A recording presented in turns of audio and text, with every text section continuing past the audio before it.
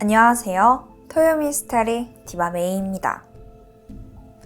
제가 톰이 진짜 많이 보다 보니까 늦은 밤에 혼자 한적한 길 걷다 보면 문득 뒤에 누가 있다 싶잖아요. 그럼 막 불길한 생각에 흠칫하곤 해요. 근데 딱 돌아봤을 때 잘 차려입은 중년 여성이 있다면 어떨 것 같으세요? 근데 두려움이 싹 가시죠? 아무래도 그런 사람이 날 공격할 거라고 생각하진 않을 테니까요. 그런데 오늘 사건은 그런 편견을 완전히 깨부수는 일본의 충격적인 사건입니다. 그럼 지금 바로 시작해볼게요. 번말 모드 고고! 2003년 3월 30일 한 오후 8시쯤? 일본 나고야시 기타구에서 당시 22살이던 여성 스가야 에츠코가 친구랑 같이 쇼핑을 갔다가 집으로 돌아가고 있었어. 그날 친구는 자전거가 있었었고 스가야는 없었거든. 친구 혼자 그냥 이렇게 슝 갈 순 없잖아. 그래서 친구도 같이 그냥 자전거 끌면서 나란히 걸어가고 있었었지. 근데 갑자기 뒤에서 자전거를 타고 오던 한 여성이 길을 물어보더라고. 그 오소네 쪽으로 가려면 어디로 가야 돼요? 스가야가 길을 알려주려고 몸을 돌린 순간 그 여자가 자기 자전거 바구니에서 칼을 꺼내들더니 스가야의 배를 찌르는 거야. 엄청난 고통에 그녀는 바로 쓰러져 버렸는데 그 여자는 멈추지 않고 스가야를 지나쳐서 친구에게도 다가오기 시작해. 겁에 질린 친구는 어떻게든 그 칼든 여자를 막아보려고 자기 자전거를 그쪽으로 확 밀어서 넘어뜨렸어. 그랬더니 더 이상 다가오질 않고 떨어진 그 가방만 훔쳐서 막 달아나더라고. 바로 부상을 당한 스가야는 병원으로 옮겨졌지만 결국 버티지 못하고 이틀이 지난 4월 1일 세상을 떠나고 말아. 너무나도 허망한 죽음이었지. 그런데 같은 날 스가야 사건이 벌어진 곳에서 얼마 떨어지지 않은 나고야시 지쿠사구에서도 비슷한 사건이 벌어졌어. 피해자는 23살이던 여성 엔도 미사토인데 낮 12시 한 20분쯤 길을 걷다가 지나가던 중년 여성에게 공격을 당했다고 하는 거야. 범인은 칼로 엔도의 배를 찔렀고 전치 한 달이나 나왔대. 심지어 현금 40만 원 정도 들어있던 그녀의 그 샤넬 가방도 빼앗겼다고 하더라고. 다행히 엔도가 범인의 인상착의를 기억하고 있었었어.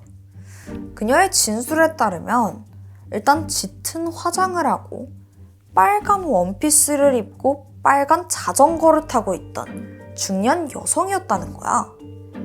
그런데 스가야 사건 때 그 목격자들도 비슷하게 범인을 묘사했었거든. 근데 이런 차림새가 흔하지가 않잖아. 그렇다면 이 두 사건의 범인이 동일범이 아닐까?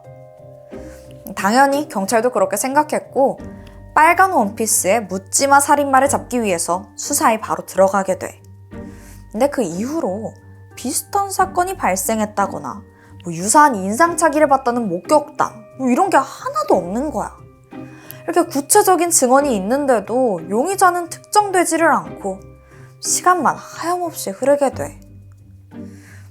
그렇게 사건이 발생한 지 한 5개월 정도 지나서 2003년 8월 28일 새벽 나고야 한 시골의 민가에서 도둑이 들었다는 신고가 접수돼. 신고자는 한 새벽 2시쯤에 옆집 창고에서 이상한 소리가 나서 뭐지 싶어서 나갔었어. 그때 한 여성이 자전거를 타고 막 달아나고 있는 거야. 근데 이게 달아나는 게 아니라 그냥 지나가는 사람일 수도 있잖아. 그래도 좀 의심스러워갖고 이렇게 유심히 봤는데 아니 그 여자가 바로 다시 돌아오더니 창고를 막 뒤지고 자전거에 막 싣는 거야. 그러더니 또 도망가. 근데 또 다시 와서 뭔가를 막 챙겨. 또 도망가. 이걸 몇 번이나 반복하더래. 근데 이건 누가 봐도 수상하잖아. 그래서 곧바로 경찰에 신고를 한 거였지. 경찰은 얼마 안 가서 범인으로 추정되는 사람을 근처에서 발견했고 현장에서 체포하게 돼. 그녀는 38살이었던 이다 카즈요. 이다는 그 창고에서 유리잔 세트 2잔부터 별의별 다양한 물건들을 막 훔친 걸로 확인됐어. 근데 경찰이 보니까 이 여자가 보통 돈도둑 같진 않더라고. 그 이유가 뭐였냐면 바로 그녀의 인상차기 때문이었어. 빨간 원피스에 하이힐, 그리고 진한 화장. 아니, 도둑질하라고 왔다고 보기에는 좀 옷차림이 이상해. 거기에다가 빨간 자전거까지. 이거 누구 생각나지 않아? 그 몇 개월 전에 일어났던 스가야랑 엔도 사건 범인. 완전 차림새가 똑같잖아. 머지않아서 경찰도 그 사실을 깨닫게 돼.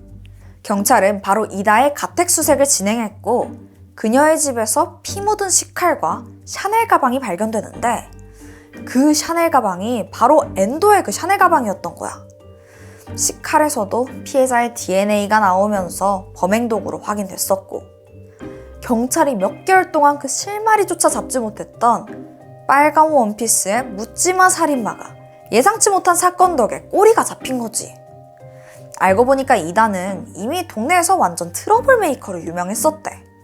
항상 프릴이 엄청나게 달린 빨간 원피스를 입어서 동네 사람들이 그녀를 히라히라상이라고 불렀다고 해. 근데 이게 해석해보면 약간 하늘하늘? 살랑살랑시? 약간 이렇게 생각하면 될 것 같아. 근데 이 사람이 이상한 건 그 기묘한 복장뿐만이 아니었어.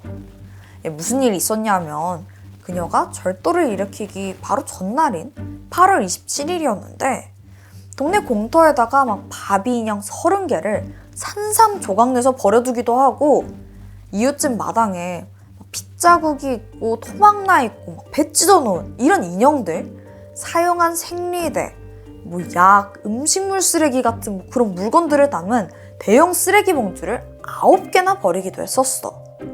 아니 이웃이 대체 왜 이런 짓 하냐고 따지니까 이다는 그냥 짜증나서 그랬다는 거야. 아니 이유가 있어서도 아니고 그냥 자기 기분 나쁘다는 이유로 이랬다는 거야. 심지어 체포 후에 경찰이 스가야랑 엔도를 왜 찔렀냐고 물어봤을 때도 아니 짜증나잖아요. 행복해 보이는 여자를 찌르면 기분이 좀 풀릴 것 같았어요. 이러더라고. 그러면서 덧붙이는 말이 막상 스가야를 찔러보니까 생각한 것보다 피가 안 나왔다. 그래서 실망해가지고 피를 제대로 보기 위해서 또 범행을 저질렀다. 이러더라고. 엔도가 범행 대상이 된 이유는 뭐라 그랬는 줄 알아?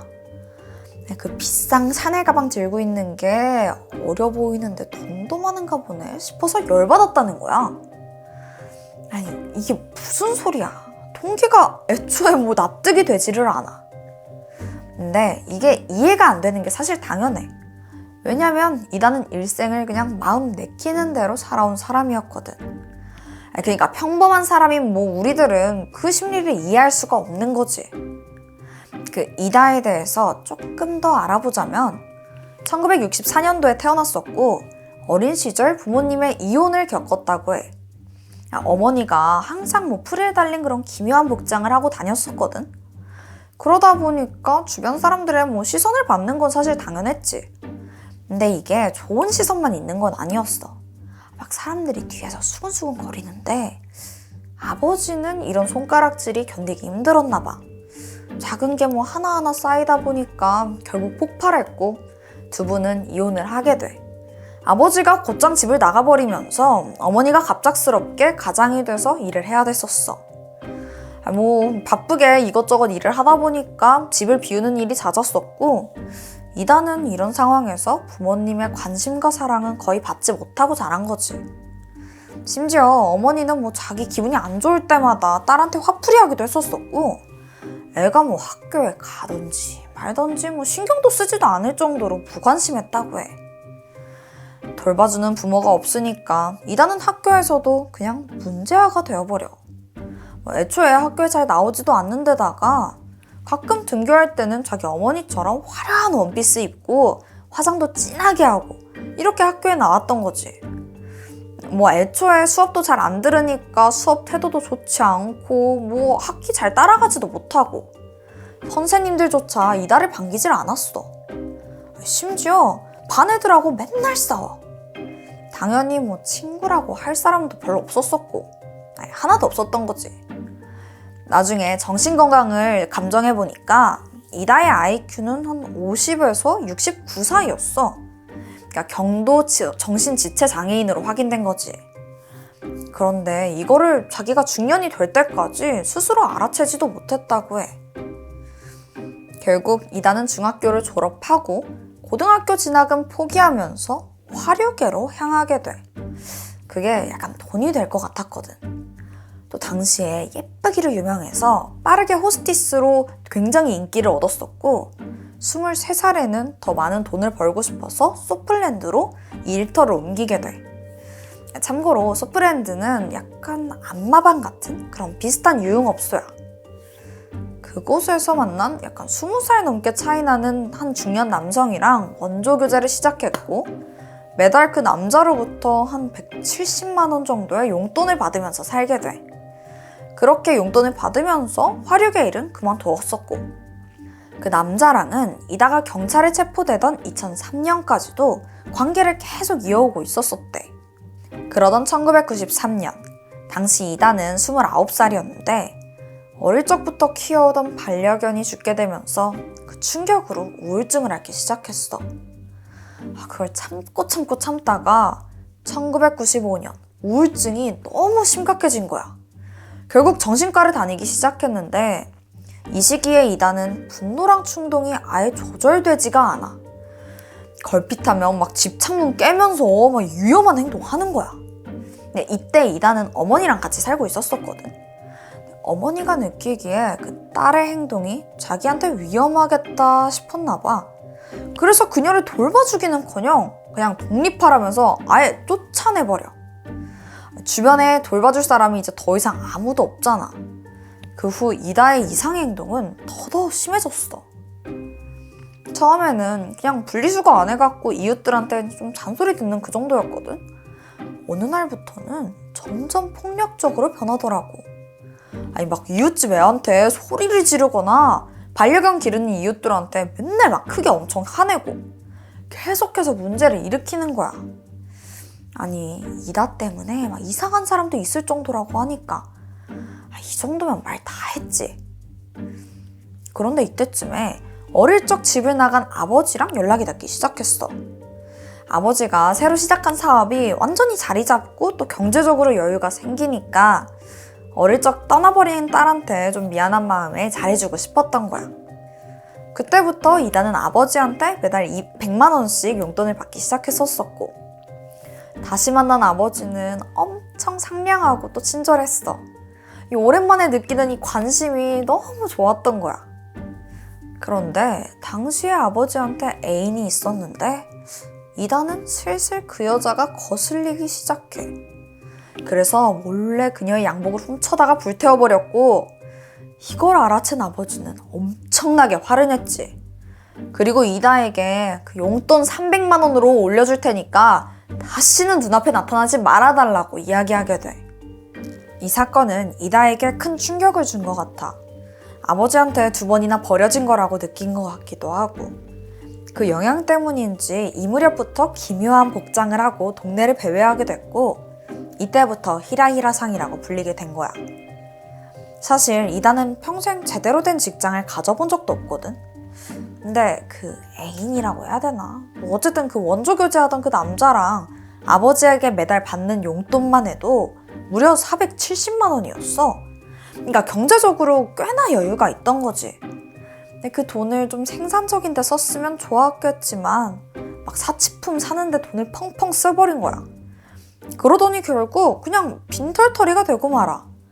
집안에는 뭐 항상 명품이며 뭐 값비싼 물건들이 넘쳐났지만 사실상 쓸모없는 그냥 쓰레기로 가득 찬 거지. 점점 정신적으로 고립되고 상처받은 이다는 날이 갈수록 예민해졌어. 그래서 자주 연락하지도 않던 친언니한테 맨날 하루에 몇 번씩 전화해서 막 화를 냈고 결국에는 친언니에게도 버림을 받게 돼. 가족 모두와 관계가 끊어지니까 이다는 완전 피해망상에 사로잡혀버려. 더 행복해 보이는데 왜 내 인생만 이따군 거야? 진짜 다 재수없네. 이런 생각이 반복되니까 짜증과 불안은 커져만 갔지. 이 시점에서 이다에게 새로운 취미가 생겼는데 그녀는 사람의 시체나 살인, 해부학 등에 관련된 비디오를 보기 시작했어. 이게 그 집착이 점점 심해지더니 이제는 그 영상을 보고 막 흥분을 감추지 못할 정도가 됐고, 결국에는 직접 사람을 죽여보고 싶다라는 생각까지 하게 돼. 이 욕망을 좀 해소하려고 인간 형태의 인형들을 막 토막내서 버리고 막 이랬던 거였고, 그러던 중에 사건이 일어난 거야. 이다는 행복해 보이는 그 젊은 여성들을 노려서 칼로 찔렀고, 피해자가 행복한 삶에서 불행의 구렁텅이로 빠지면 자기 스트레스가 좀 해소될 것 같다라고 생각했다고 해. 근데 혹시 이다가 지적 수준이 떨어지고 좀 정신적으로 불안한 상태여서 이런 범행을 저지른 걸까?